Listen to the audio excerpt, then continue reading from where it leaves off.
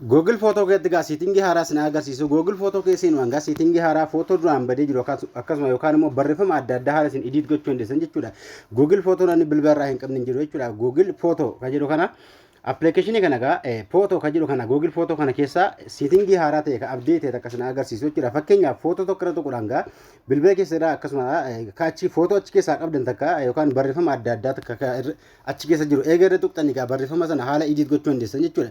Haala kanaan barreeffama karaa eega tuqxanii ganjallaa kana edit ka jettu ni jirti. Edit kaa tuquudhaan gaa haala isin barreeffama sana zoom gochuudha yookaan immoo haala barbaaddanii barreeffama isaa haala kanaan eega tuqxanii gaa haala kanaan yoo barbaaddan jechuudha. Dizaayinii haala kanaan eega haala kanaan zoom godhattanii yookaan immoo xiqqeeffachuu barbaaddan xiqqeeffachuu akkasuma haala kanaan barreeffama ta'ee waan barbaaddan footoo adda addaa ta'ullee barreeffama ta'ullee waan feetan takka edit gochuudhaan gaa save ka jedhu kaa tuquudhaan save godhattu jechuudha. Save ka jettu eega tuqxanii save ka jettu ammallee tuquudhaan save gootu jechuudha. Biraa gaa footoo adda addaa ka achi keessaa qabdan ammallee footoo irraa eega tuqxanii gaa edit ka jettu ganjallaa kaa tuquudhaan gaa footoo achi keessaa qabdanuu footoo Google Photo keessa footoo jirullee haala kanaan eega tuqxanii footoo sana gaa ganjallaa kana maal gootu jechuudha. Ganjallaa kana wantoota hedduu jira jechuudha. Asirra kun ammallee wantoota arfan kana jiru jechuudha. Kanaafi asirra ka jiru ammallee asirra ni jira jechuudha. Kanni arfan kun faayidaa guddaa qabu jechuudha. Kana fakkeenyaaf eegarra tuqxanii akkasuma wantoota baay'ee kalarii isaa jijjiiruu akkasuma haala barbaaddaniin footoo kan keessan background illee jijjiiruun kalara biraa itti uumuun akkasuma duraan ka update hin taane itti uumuu dandeessu jechuudha. Kalara biraallee barbaaddan haala kanaan jechuudha. Ammallee haala kanaan effect adda addaa of keessaa qaba. Color ka jiru tuquudhaan ammallee